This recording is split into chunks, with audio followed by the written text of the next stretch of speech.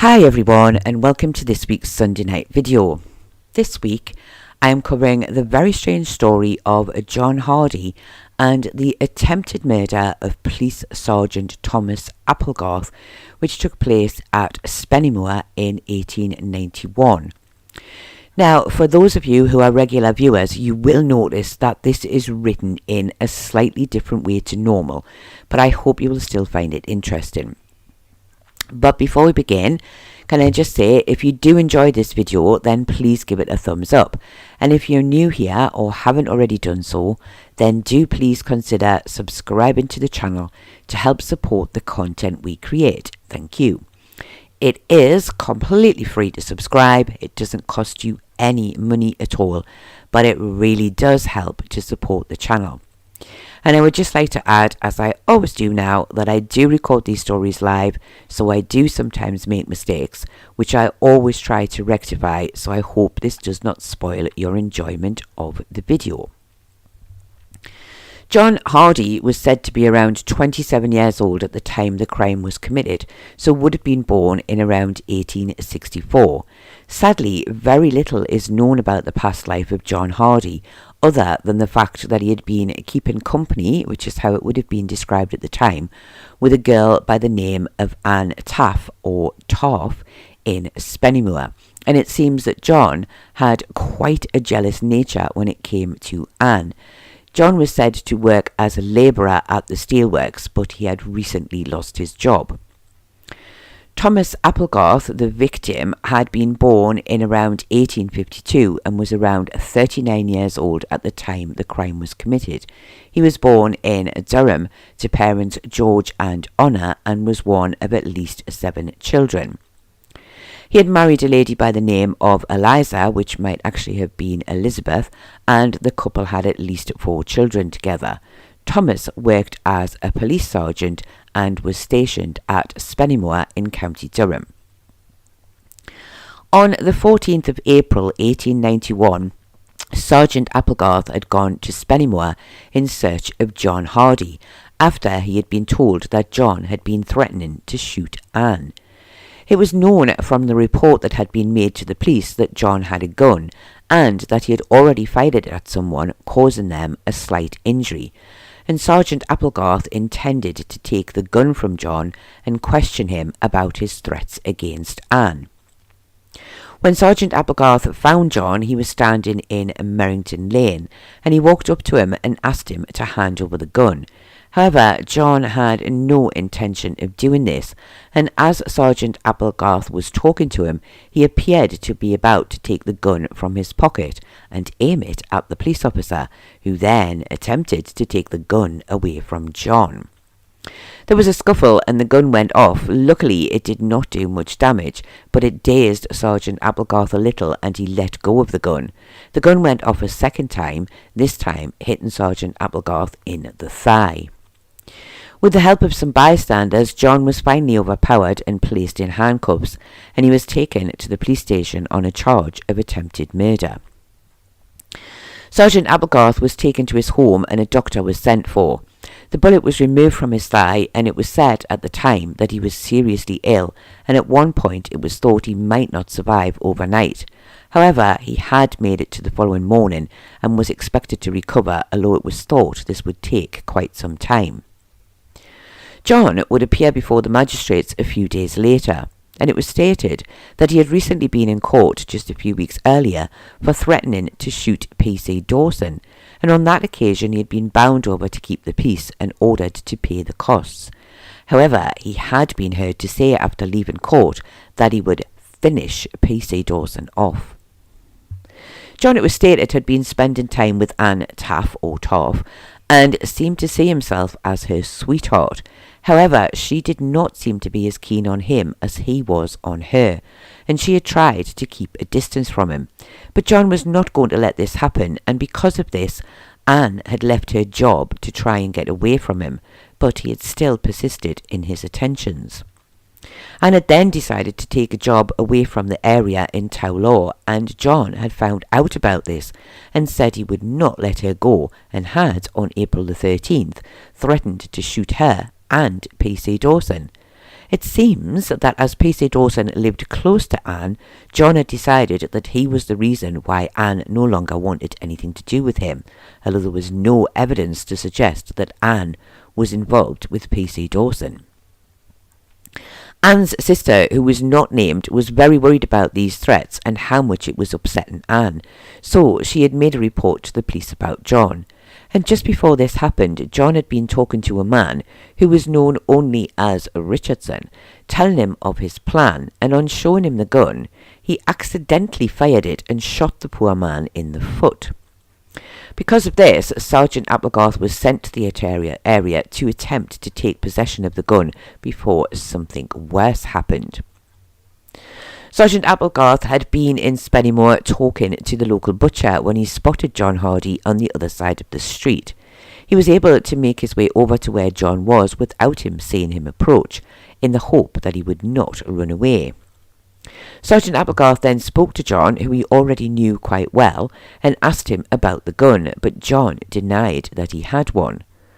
Sergeant Applegarth said he knew this was not true and said, "You had better give me the gun, John, before you get into more trouble with it." He then noticed that John was attempting to get something out of his pocket, and realizing it was the gun, he made an attempt to take it from him. The two men struggled for quite some time. Sergeant Applegarth had his hand on the gun and John was trying to force it off, and as he did so, the gun went off. It struck one of the buttons on Sergeant Applegarth's coat and also hit his whistle, and these seemed to deflect the shot. However, the force of the gun going off caused Sergeant Applegarth's arm to become numb, and he was unable to continue his struggle with John. At this point, a man who had been close by the name of Robert Jackson came up behind John and tried to take hold of his arms. As he did so, the gun went off a second time, this time hitting Sergeant Applegarth in the thigh. It was then that Father Simmons appeared on the scene, and seeing the struggle in the street, he immediately went over and began to help. He aimed a kick at John's legs and he fell to the ground, and Robert sat on him. Another man, who was not named, had now arrived at the scene, and he was able to take the gun from John without any further harm.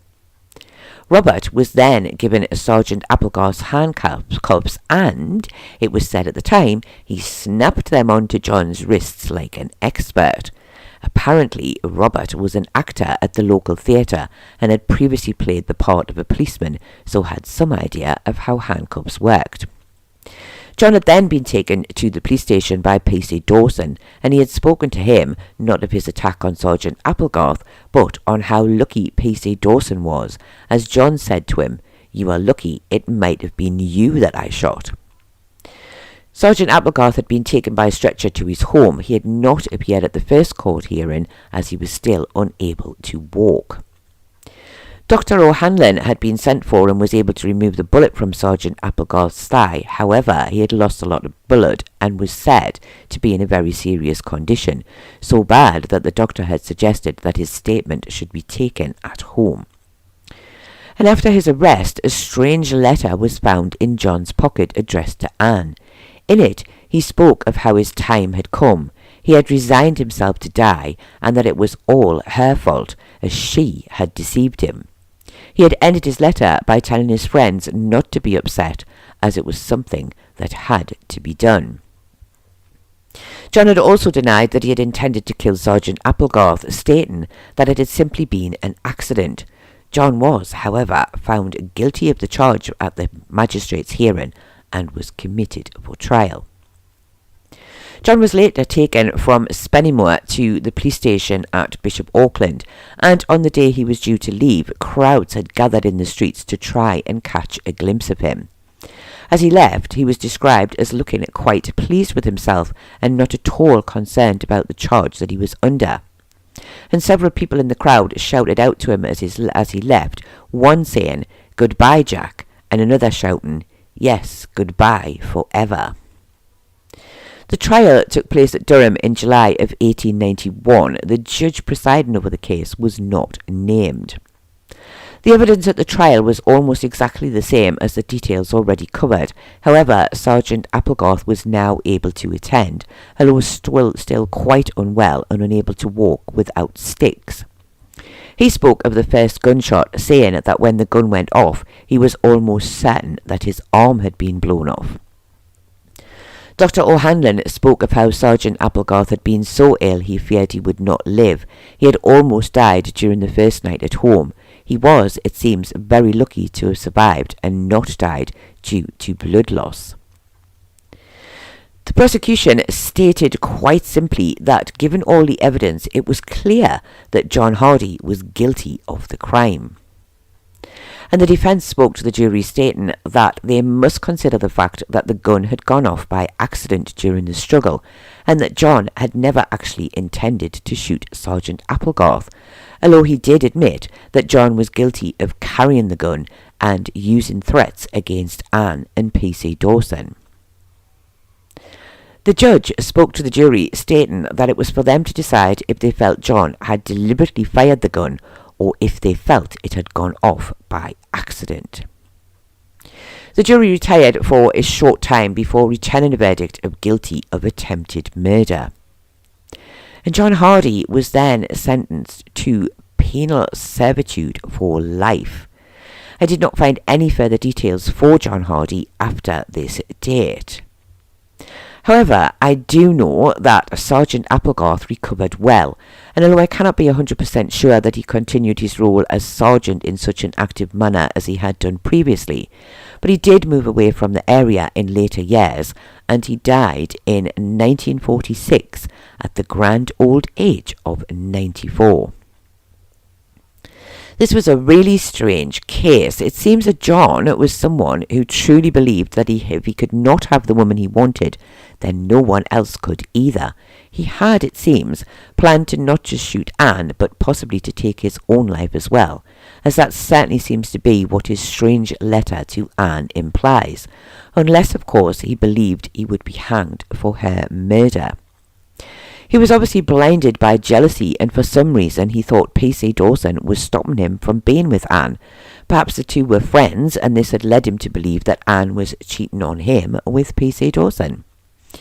As for his attack on Sergeant Applegarth, well, on this one, I have to admit that I really don't think that he did intend to shoot him, or at least not at first. But perhaps once Sergeant Applegarth tried to take the gun from him, he may well have changed his mind and did try to shoot him then. But, based on the information from the time, which was reported in all the papers and what we have covered, it does seem that both shots were fired by accident, and the second shot was actually the fault of the man who had grabbed John's arms. It does seem possible, though, that he may well have gone on to attack and shoot Anne had he not ended up being arrested for his attack on Sergeant Applegarth. So because of that, at least one life may have been saved. And at no point in time, which I found very strange, was any evidence ever given by Anne herself, so we really don't know what had gone on between the couple to cause him to be so upset with her, or for her to feel the need to move away from him as far as she possibly could. So was his sentence correct? Well, a life sentence for attempted murder does seem very harsh. If you think to the crime and punishment story for this week, that person was found guilty of manslaughter and they only received 10 years penal servitude. But it was most likely the fact that the attempt was made on a police officer, and that would make the sentence much more harsh than normal. But it is actually unlikely that he would have served the full life term, as many prisoners sent to life would be released within 10 years. But I still can't help thinking it was a long time for what really did seem to be an accident. But what do you think of this very strange case? Do you think John may have carried out his threat and shot Anne, and possibly PC Dawson as well?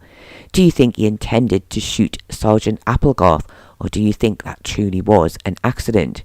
Do you think the judge was right to send him to prison for life, or do you think that sentence was too long for attempted murder? Do please let me know your thoughts in the comments below. I do hope that you have found this very odd story interesting, and I do thank you all very much for watching, and I do hope to see you all again very soon.